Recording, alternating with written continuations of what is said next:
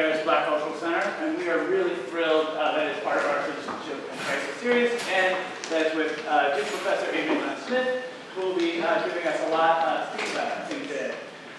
First, I want to sort of acknowledge solidarity with the student organizers and activists at Oregon State who had a silent march today on campus to demonstrate outrage over continued killing and brutalizing of Black people by police, who most often commit this violence with impunity, and it's something that we need to recognize clearly. Second, I'd like to thank Dominique Austin and the excellent staff here who really helped us put this together and make this one of the first major events here at the center. So thank you, Dominique. I was just thanking you. You're running around, helping make this work. We're really honored that this is an inaugural part of this new center. And toward that end, I just want to announce that a really quick new panel that we just put together through the School of History, Philosophy, and Religion will be coming here next week on Tuesday on Baltimore, on recent events and historicizing that and thinking about social justice activism related to that. So next Tuesday here at 4 p.m., Stacy Smith, Crystal Boson, Marisa Chappelle, and Joseph Carrasco will all be speaking here about this issue. Set of issues. I'd also like to thank College of Liberal Arts Dean Larry Rogers, who's here with us, School of History, Philosophy, and Religion Director Ben Muffler, who's here with us, for their help and leadership in making this series possible. And also Robert Pecknow, who's there behind the mic, behind the camera, who's essential to helping make us all look so much better and pull off these great events that we're able to host. A word about the series before I launch into an introduction of our speaker. The Citizenship and Crisis Initiative is a multi-year programming initiative that's designed to engage questions related to citizenship, rights, obligations, also limitations, and changing definitions of citizens and citizenship. We're using World War I as our starting point, but this is certainly not limited to World War I. And we think that the ramifications of this history live with us up to the present day in important ways that I think historical context is uniquely able to offer some lessons in that.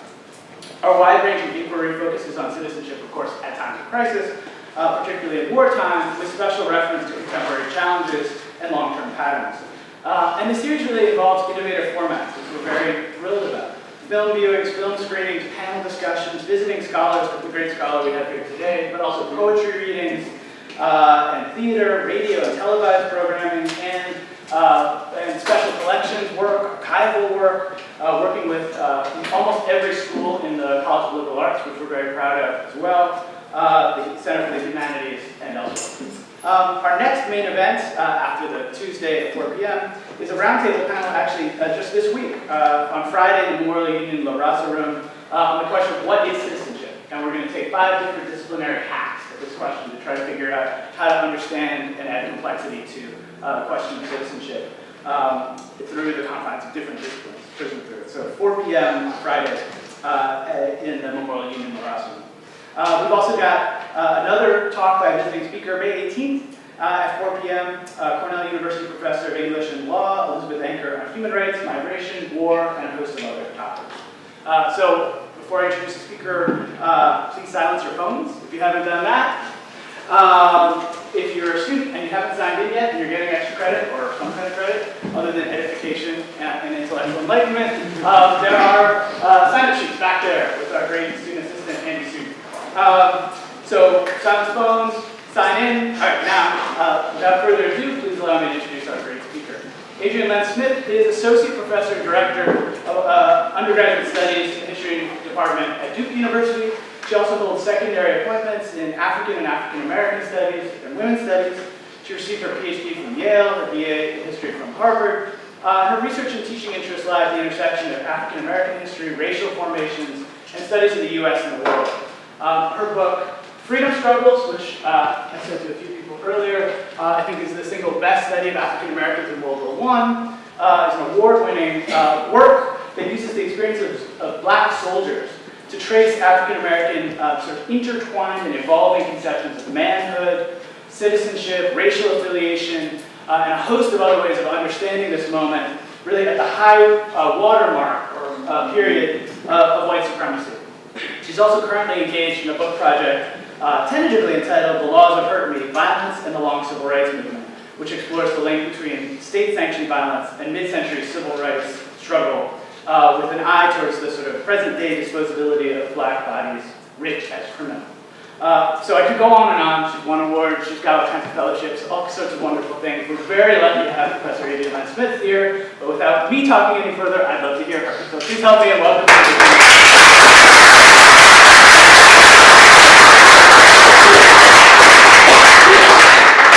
Thank you, Chris, for that nice introduction and for inviting me. And I echo Chris's thanks to everyone involved in inviting me here, Robert for getting me here, and in making me feel so welcome. I'm going to use the mic mostly because it allows me to live out my fantasy of being as Oprah-like as I ever am yet. And I'm going to talk to y'all today, sort of talk, mostly read, just so that I remember what I'm going to say, but try to read engagingly. And I'm going to end up telling you a story about a woman named Katherine Johnson as a way into thinking about how people struggled over the meaning of World War I and a number of different things. But I'm going to start, actually, in the 1950s and then work my way back, so just bear with me for a second. Thomas Smith and Carolyn Goins came of age in the changing South. Born in Monroe, Louisiana in 1950, 4 years before the Brown versus Topeka Board of Education decision that mandated integration of public schools, and 6 years before the Montgomery bus boycott really took off, they graduated from their local high schools just one step ahead of integration. Thomas grew up in the West Monroe neighborhood of College Point, in the shadow of the paper mill that employed his father and grandfather, and around the corner from a host of cousins and family. In the spring of 1967, near the end of his junior year, teachers in his all-black high school asked him to consider leaving that school and going to be part of a representative group of exemplary black students who would integrate the all-white high school. Most of Thomas and his friends, including Thomas, declined the offer. When asked why, he would point to football. His high school had won the state championship in 1966 and was poised to do the same thing again his senior year. Planning on playing college ball and dreaming of one day going pro, he wanted to stay with his team and win. In many ways, however, football simply stood in for all that he would have lost if he had gone to the integrated high school. "You have to understand," he said, "I grew up in this community." For him, it was about comfort and trust and autonomy, being known and being free. At Richardson, his high school, we could do whatever we wanted. At the white high school, we could have done whatever it was that they allowed us to do. To Thomas, the choice seemed clear. He stayed at Richardson, won an athletic scholarship to attend Southern University, the all-black college located in Baton Rouge, and helped his team win the state football championship. Carolyn Goins moved from the same northern Delta parish down to Baton Rouge. She came from Ridgewood, which was an unincorporated town on the edges of Monroe, where most of her neighbors were also family. Church-going and hard-working, the Goinses embraced and embodied politics of respectability. They had straight backs, stubborn pride, but they didn't go in for direct action. Pretty but shy, Carolyn shared the family reserve. When she earned an academic scholarship and moved south to attend Southern, it marked her first time living away from Ridgewood and her first encounter with student activism. For the studious and serious-minded Carolyn, Southern University would come as something of a shock. Black power rose up around Carolyn and Thomas at Southern. Students embraced the aesthetics of the movement. They wore dashikis, they sported big afros, as well as the politics. They agitated for a Black Studies curriculum. They protested an administration that they saw as conservative, even kowtowing. By early November of 1972, that agitation had exploded into rebellion. A group of students took over Southern's administrative building, effectively shutting down the school. There were rumors that members of the Black Panthers and the Republic of New Africa had smuggled guns into the building, rumors probably not true. And Governor Edwin Edwards, along with the Louisiana National Guard and the East Baton Rouge Sheriff's Department, resolved to drive protesters out. In the ensuing melee, sheriff's deputies killed 2 students, and the mayor announced there may be more if necessary.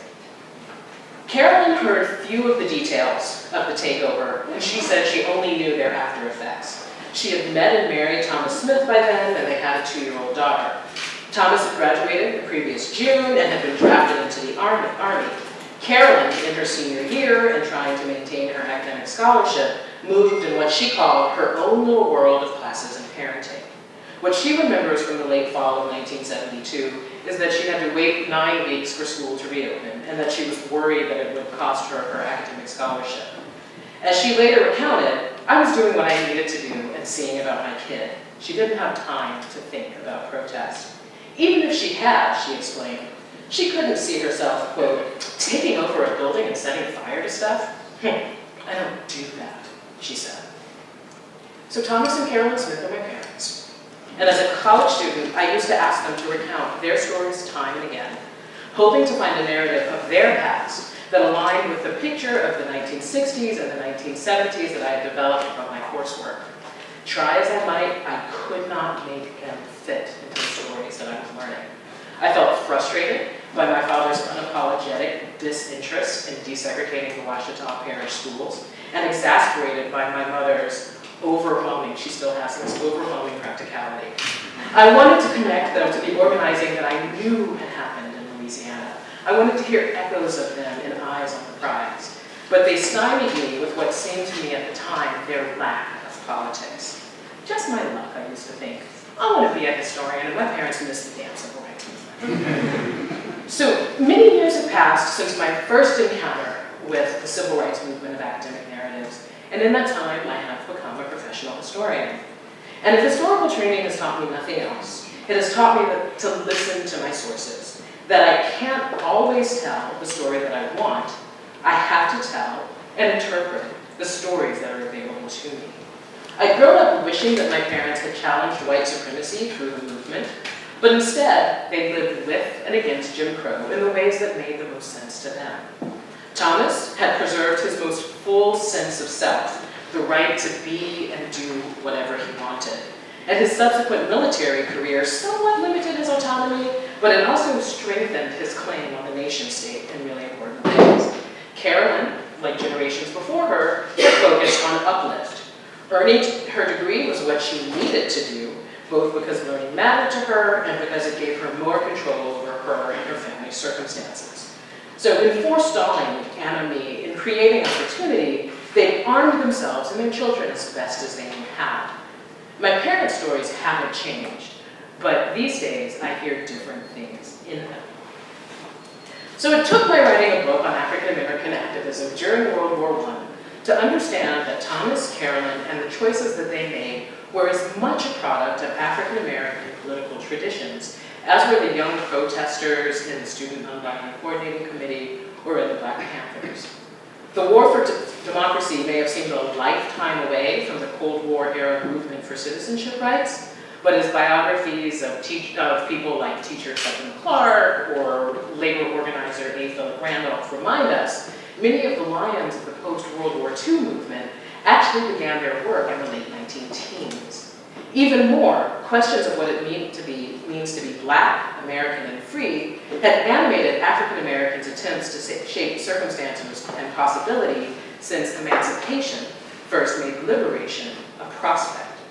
And Black Americans had spent nearly a century before Brown using direct action, political and economic mobilization, and the cultural work of self-definition to combat white supremacy. There were many paths to liberation, each with its own sets of obstacles. Carolyn and Thomas Smith may have missed the snapshot moments of the classical civil rights movement, but they were products of and participants in the Black freedom struggle. So, we might ask, what then makes a civil rights story? Who belongs in the narrative, and what sort of politics matter? In popular accounts, the 1960s have become the civil rights decade, and mass social action the story of struggle. Be it through marches or community organizing, the civil rights movement is written as an awakening in which Black Southerners came to understand their collective power and sounded the clarion call for the nation to fall in line. Freedom was on the march. But this narrative has its problems, right? It allows the story of the civil rights movement to overtake the story of a longer struggle, It reins in the expansiveness of the freedom ideal and truncates the timeline in service to Cold War liberalism. It turns the fight against white supremacy as an economic, political, and psychological system into a simple drive for colorblindness and the vote. Moreover, this narrative casts the movement as a gift from on high, a cosmic singularity that could never possibly ever happen again. In contrast, I would say that the mass social action that marked the 1960s was remarkable, but it was not miraculous. It was remarkable because the people who took part in these actions made decisions that most people did not. To say that they tilted at windmills is too benign. Windmills don't shoot back. Rather, they fought. They fought segregationists in the former Confederacy, Democrats in Washington, D.C., brutal policemen in towns and cities across the nation. Activists like the ones involved in the Southern takeover challenged their elders and other African American authority figures, even as they faced the overwhelming forces of white state and military power. To treat their story as everyone's story is actually to understate their courage. To isolate their story, however, is to misrepresent their agitation as sui generis. Historians of the movement's classic phase have ably demonstrated how activists after Brown reaped the harvest of many generations of toil. As one historian writes, change that seemed to appear out of nowhere was actually more than a century in the making. This was trench warfare. It was not a blitz. Many historians have attempted to revise the simplistic narrative of the civil rights movement, reminding the American public that we would do well to view the mid-century insurgency as a dramatic moment in an ongoing war.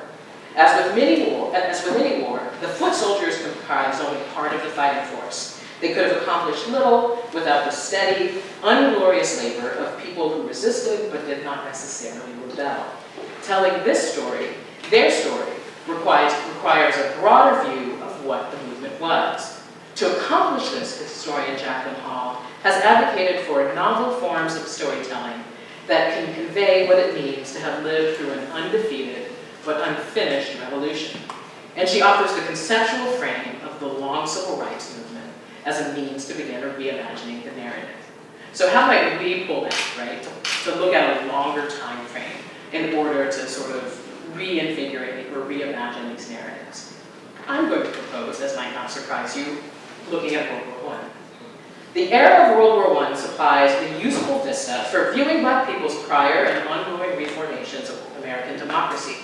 Just as Thomas and Carolyn strove in the 1960s to create space to be and do whoever and whatever they wanted, soldiers and civilians in the 19-teens fought wars for political rights, for self-respect, and for independence. Although African American opponents of Jim Crow framed their strivings in the language of citizenship, their citizenship was as existential as it was instrumental.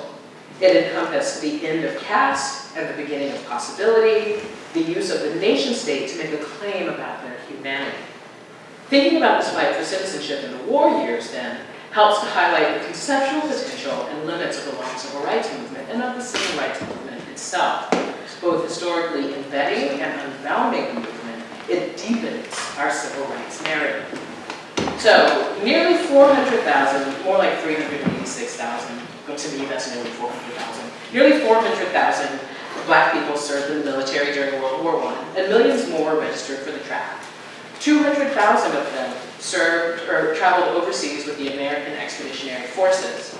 Mobilization became an occasion for all sorts of African Americans, enlisted soldiers, potential conscripts, and engaged civilians to claim a particular stance in relation to the nation, to Jim Crow, and to the larger world. For these people and for the families, neighbors, lovers, and advocates who tied their fates to Black military service, the war offered a crucial opportunity to disrupt the connection between Wilsonianism and white supremacy, to clip Jim Crow's wings as American white supremacy seemed poised to take flight.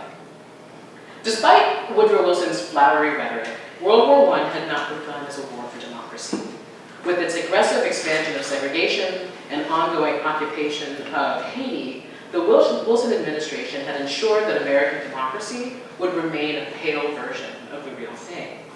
Yet World War I became a war over democracy as white supremacists in the military organized to suppress black aspiration and as black soldiers fought back. These overseas struggles, ongoing in the midst of a war more deadly than anything that had ever come before, and followed by a red summer of violence, stunning in its ferocity, served notice to activists that they would have to cull from the richness of black political traditions something more robust than respectability and more potent than just being deserving. And so they did. As fact and as symbol, black veterans shaped the politics of the interwar years. The black politics of resistance that existed before the war took new, more explicitly international forms in the war's aftermath.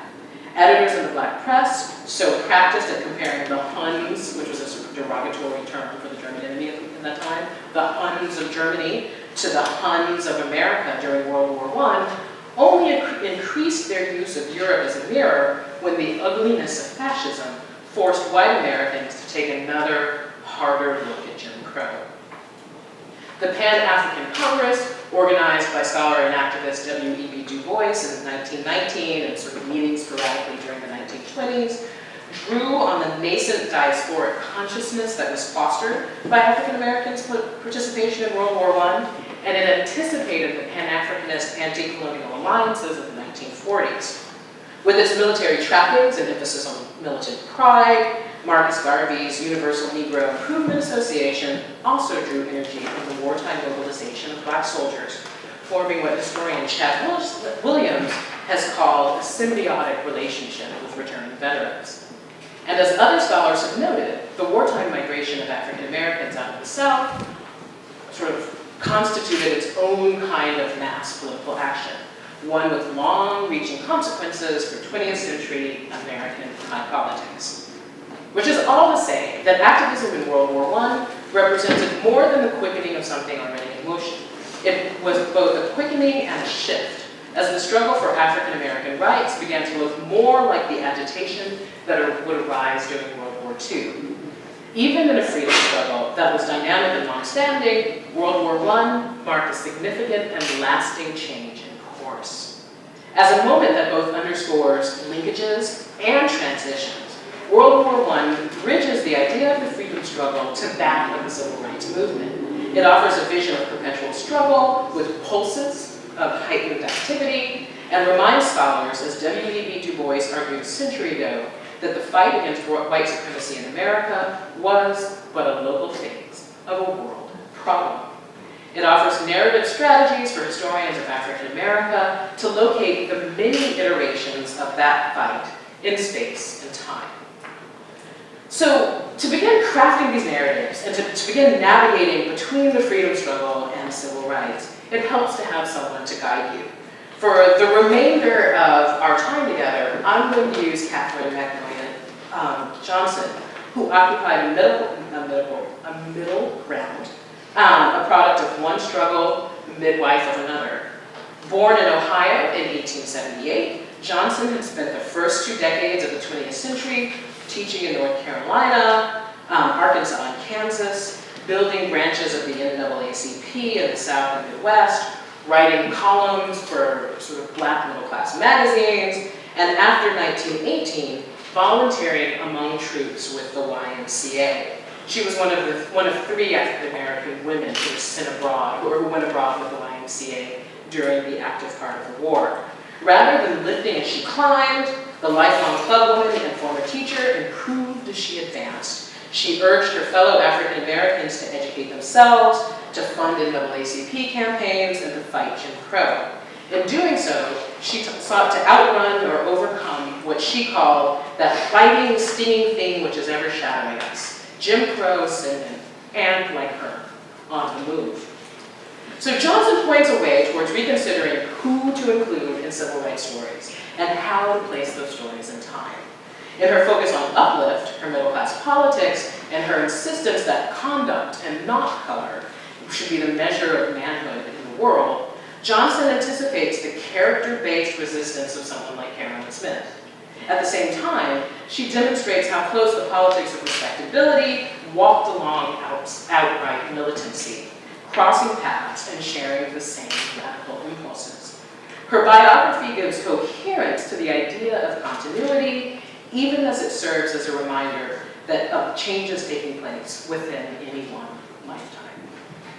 So when Katherine Johnson spoke of World War I, she could summon either wonder or heartbreak. She considered the chance to travel overseas with the YMCA as one of the greatest opportunities she would ever know. But despite her joy at finding what she called the wonderful and soulful people of France, she still found her work mired in American racial politics.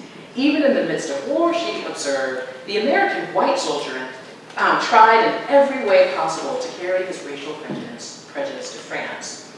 She collected stories of black soldiers demoted for being too proud, killed for talking to white women. She collected accounts of battlefield heroics and the superhuman efforts of men in the labor battalions because she doubted that anybody else would circulate those tales. 2 years of watching white military authorities debase black soldiers and insult black YMCA workers convinced her that no history of the war would treat African Americans fairly unless some colored person wrote it. So with her fellow volunteer, Addie Hunton, she began documenting the joys of France and the tribulations of black troops abroad, fighting a brutal war while hamstrung for Jim Crow. Sort of framed in the language of duty and devotion, their memoir, Two Colored Women with the American Expeditionary Forces, stood as a testament to black women's courage, black men's resilience, and white Americans' betrayal. Johnson and Hunton wrote in protest and in witness, crafting their memoir as an act of resistance. Justice, testimony, and sort of telos, the sense of inevitability, animated the fight against white supremacy after World War II. Activists in World War I made deliberate interventions designed to shape the historical record and the American memory of the war, and to portray the end of Jim Crow as imminent. They did so in large part to counter dominant narratives where white writers had naturalized white supremacy by naturalizing black inferiority. White soldiers opposed to black participation in the AEF began smearing African American troops even before most of them had returned to the United States. One high-ranking white officer in the segregated 92nd Division, which was a combat division, claimed in late 1918 that soldiers had been, quote, dangerous to no one but themselves and white women. They continued their campaign into the 1920s, rehashing wartime rumors until repetition gave them the sheen of truth. In 1925, retired General Robert Bullard declared in his book that African Americans were, quote, hopelessly inferior and worthless as soldiers. Alleging that black combat troops had amassed more charges of rape than acts of courage, he described his experience with the soldiers of the 92nd as a nightmare. He also warned against continuing to use black combat troops because fighting with African Americans would always be swamped with the race question. Responding to the book, the editors of the Pittsburgh Courier, which was a black press, black newspaper, editors of the Pittsburgh Courier recognized Bullard's so-called reminiscences as distortions, memories poisoned by negrophobia, as they wrote, and designed to forestall black activism. Dismissing the Alabama-born general as, quote, a cracker of the first water, the Courier challenged him to get the war record to bone up on more accurate accounts of black soldiers' performance. African American writers deliberately maintained the war record, treating what W.E.B. Du Bois would later call the propaganda of history as a site of struggle. So in addition to Johnson and Hunton, scholars and writers like Du Bois, Howard sociologist Kevin Miller, William Ellison Sweeney, Tuskegee scholar Emmett Scott, all began to develop a black counter-narrative of the war. In their histories, they replaced an image of a France menaced by black male sexuality with a France of genuine Republican values, a France where liberty, equality, and fraternity shaped African Americans' encounter. Tales of the failure of black officers and inadequacy of black combat troops gave way to their documentation of their exploits and their accomplishments. Neither the white supremacist nor the black activist depictions captured the texture and complexity of social relations in France, and neither actually really tried to do so, right? So there's a whole sort of drama, sort of colonialism happening on the ground in France, but Americans, black nor white, are interested in that story. They're using France to fight over the sort of nature and possibility of American democracy. For Americans writing about race in World War I, France functioned as an expression of possibility, whether it be as a model or as a warning. So writers like Du Bois and Scott wrote histories far more fair than balanced. The former advisor to the Secretary of War, Scott opened his book with a tribute from General John J. Pershing, and later used Pershing's observation that colored combat troops exhibit a fine capacity for quick training and eagerness for the most dangerous work to rebut Robert Bullard. In his writing, Du Bois rattled off the numerous medals won by black troops, and he rebutted allegations of rampant rape in the much maligned 92nd Division. He noted that only 14 members of the division had faced court-martial for rape by early 1919, with 7 of those acquitted and 3 more convicted of simple assault. And although white officers had made a practice of officially stigmatizing the Negro as rapists the moment they set foot in France, Du Bois stated that the French nevertheless preferred, quote, the courtesy and bonhomie of the Negroes to the impudence and swagger of many of the whites. As white supremacists in the army revived old tropes of black inferiority and criminality, black writers countered with portraits of brave and beleaguered African-American troops. Right? So that the history and memory of the war itself becomes contested terrain. Katherine Johnson and Addie Hutton extended this portrait of black soldiers, strengthened and unified through hard work, hard sacrifices, and hard treatment. Like their fellow writers, they saw high stakes in shaping the narrative of the war, and they believed that undervaluation is a far more dangerous and subtle foe than overvaluation when it came to African-American history. However, where Du Bois and Scott had positioned themselves as scholars first and activists second, Johnson and Hutton were unapologetic about presenting themselves as advocates. Du Bois had set himself to the task of writing what he called the most complete and definitive account of the black military experience, while Scott asserted that he produced the most authentic and reliable history of the war. By contrast, Johnson and Hutton professed no desire to attain an authentic history. Rather, they fell more in line with another scholar who had declared his history an arraignment, a warning, a prophecy, a sign couched in flaming characters for all men to see that a new day is dawning, has dawned for the Negro in America.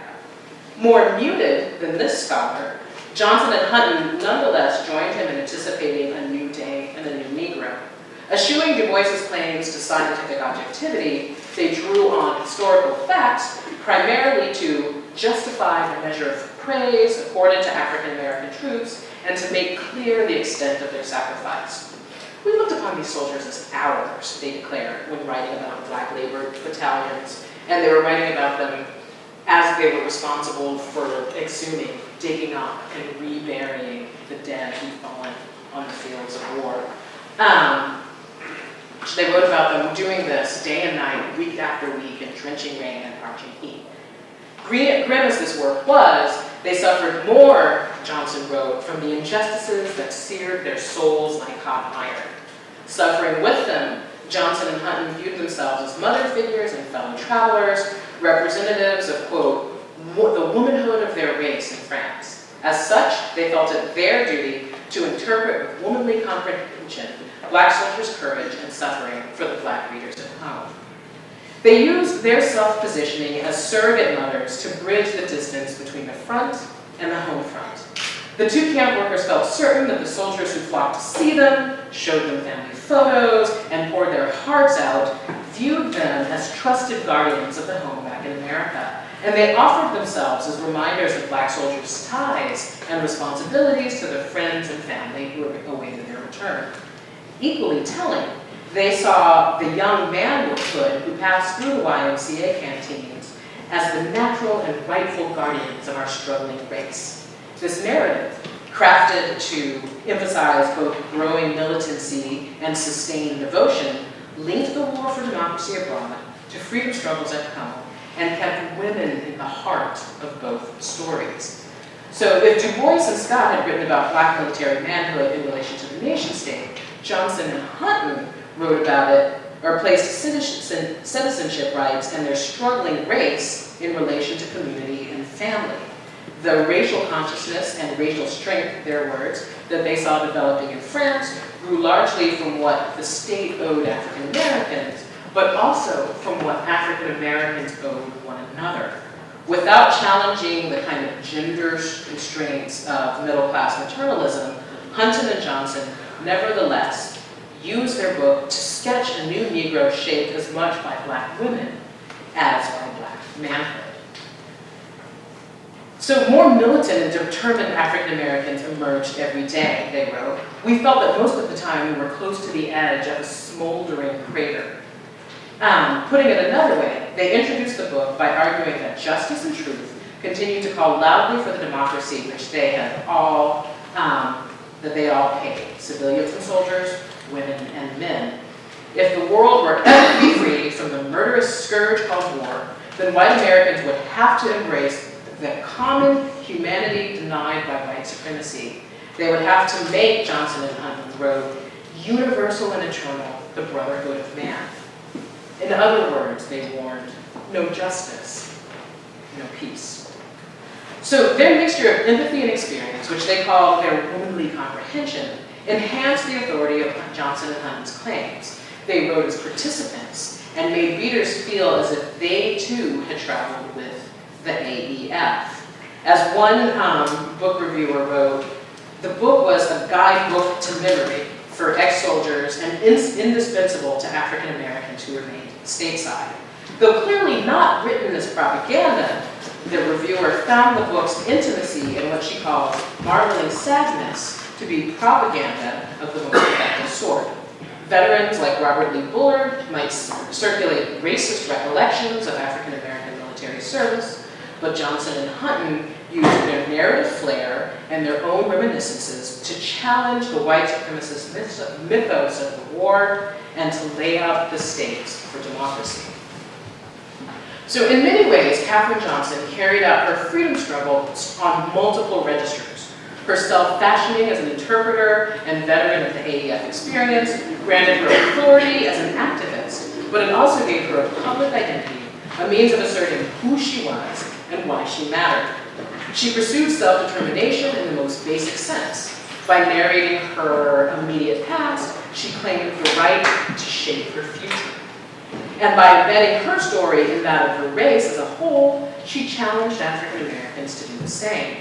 As a single woman who could not invoke marriage to sort of reinforce her status as a lady, she could pursue public work without worrying about whether it diminished her respectability. As an activist who long searched for a responsive audience, she could now use her book and her recollections to gain a public platform. She found her voice in World War I, and she used it for goals both personal and political. And likely, she made very little distinction between the two. Johnson evolved over the course of the war, becoming more fully and relentlessly herself. With two colored women, she embraced a racial consciousness and commenced a militant pedagogy that she continued to practice for the next 3 decades. While working as an NAACP field agent, she had once declared that what the colored people in this country need is something which will imbue them with a sense that they are men and women. As an organizer, she'd often expressed frustration with the timidity of Black leadership in the local branches and with the internalized white supremacy that left many African Americans feeling that the white man is a man and the Black man is only a Negro. More than even citizenship rights, they needed to appreciate their humanity. Years later, speaking at a UNIA convention the summer after her return from France, she amplified her argument, declaring that colored people are lacking in racial self-respect. More to the point, she added, some of us are ashamed of our race because we are colored. As she saw it, African Americans were not altogether to blame for their lack of race pride. Rather, white supremacy had been embedded in them, teaching them that any accomplishments worth mentioning belonged to the white race. While many white writers belittled African Americans in World War I memoirs, this assertion of white supremacy as scientific fact began in the schoolroom. Not a single textbook, she observed, not a single textbook contained anything about the colored people except that they were slaves. and none of the books contain a single picture of a colored man or woman. Decades after her own grammar school training, she could still name the primer where she had first read that black people belonged to, quote, the most inferior race on the globe. Although she had rejected that lesson, she had never forgotten it. And she could see in other African American traces of this insidious conviction that they come from nowhere and are going nowhere, and that everybody that has ever done anything in this world hailed from the white race. So one of the things that she did to combat this was that she started selling books on behalf of Carter G. Woodson, who's known as kind of the founder of Black history in the 20th century. She sold what she called a 2-foot shelf of Negro literature, so like short histories on kind of black people. And she sold them, traveling around selling them from a trunk. She also, in this period, wrote her own history of sort of Afrocentric history called The Dark Race and the Dawn. She wrote a biography of Frederick Douglass that she published. And then in the meantime, she was also putting on her YMCA, her old YMCA uniform, to protest other depictions of African Americans in history, including Birth of a Nation, which was screening in the 1920s as white soldiers were returning. In the 1930s, she put her cloak back on again to march in the streets of Chicago to protest the Italian invasion of Ethiopia. So she returns to that identity over and over again to give herself legitimacy in public space. She didn't just teach pride, she built community. She moved to Chicago in 1924, where she constructed her social world from the black institutions that she had long used as touchstones.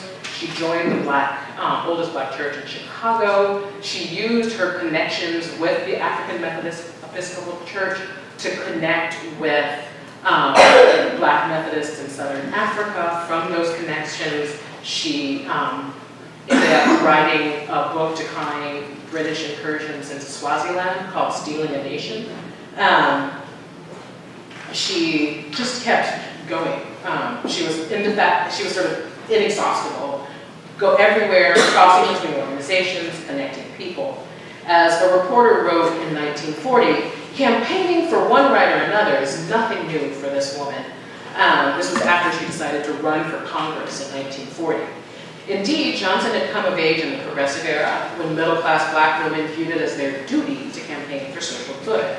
World War I had expanded her horizons. As the reporter noted, the war and the political commitments that grew out of it brought her into contact with all ages and classes of the populace. And it sharpened her critique of white supremacy as economic and psychological exploitation, not just as political.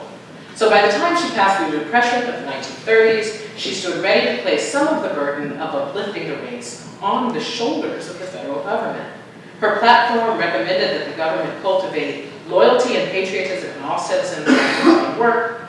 She thought relief should continue as long as necessary to relieve suffering, but that Congress also needed to develop a plan wherein a man can earn his bread by the sweat of his brow. Other parts of her platform came from her encounters with Jim Crow in war and oppression. She wished to topple the legal and economic pillars of white supremacy by providing, quote, equal opportunity for education, social security, military training, owning homes. It's pretty much the same platform that people are asking for some 60 some odd years later. As well as identical treatment for equal pay in all public spaces and conveyances. World War I had also dampened her enthusiasm for further conflict. In her platform, she advocated for the U.S. to stay out of the war that had just erupted in Europe 6 months earlier. She had little hope, right, of winning this election, of defeating the 7 male candidates in the Republican primary. No black woman had ever served in the House of Representatives, and none would until Shirley Chisholm won election in 1968. But Johnson tried nevertheless. She ran to get herself heard. And because, as she said, it's time for a woman to have a chance and to see if she can get something constructive done.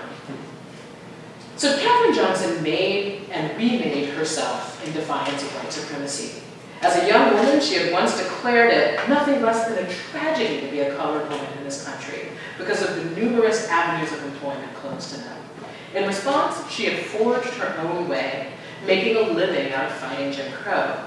Never quite part of a movement, she nevertheless committed herself to always moving between her personal ambition and social vision, between ideas and action, between the African-American attempt to gain citizenship rights and the attempts of people across the globe to obtain a freedom that truly meant something. Johnson offers a reminder of the complexity and flexibility of women in the freedom struggle.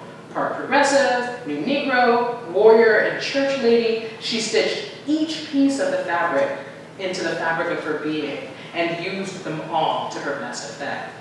She died in 1954, roughly 6 months after the Supreme Court announced its ruling in Brown, but she by no means missed the Black struggle for civil rights. In fact, her biography helps illuminate what one misses when trying to parse the struggle into movements. It shows the importance of particular moments as pivot points, say World War I, the Depression, or the rise of fascism, and the ways in which people turned on those pivots, connecting one moment to the next through efforts grand and small. World War I was Katherine Johnson's moment.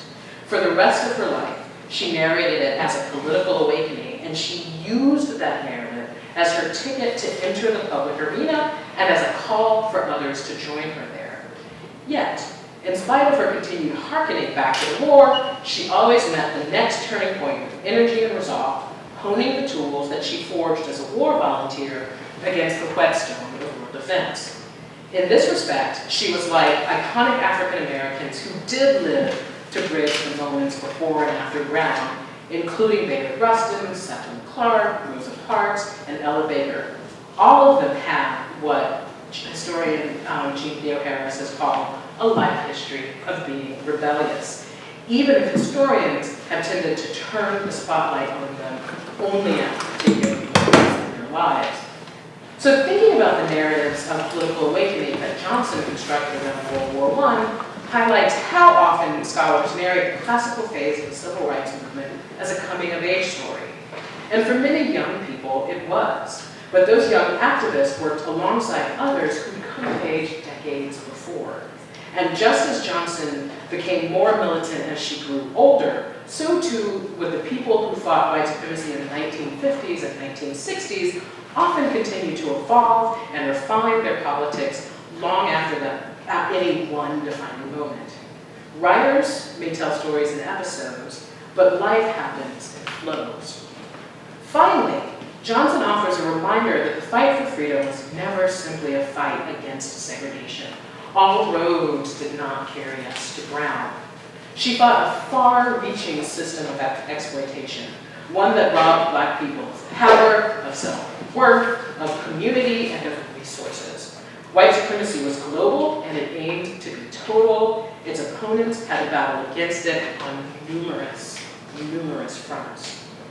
So embracing the role of white supremacy's antagonist, Johnson also found a way to liberate herself. Her work gave her mobility and a public voice, a way to reject the confinement of more traditional women's work without sacrificing her respectability. She fought for her own self-determination and her right to shape possibility without fetters. For all of their reserve in the 1960s and 1970s, Thomas and Carolyn Smith would have recognized this vision of freedom, a rich Black world in which they could chart their own path and live in the fullness of their humanity. Coming up through a military structure made more open by activist Black veterans, and emphasizing a genteel pride given teeth by Black scholars, they owed much to Katherine Johnson and her cohort.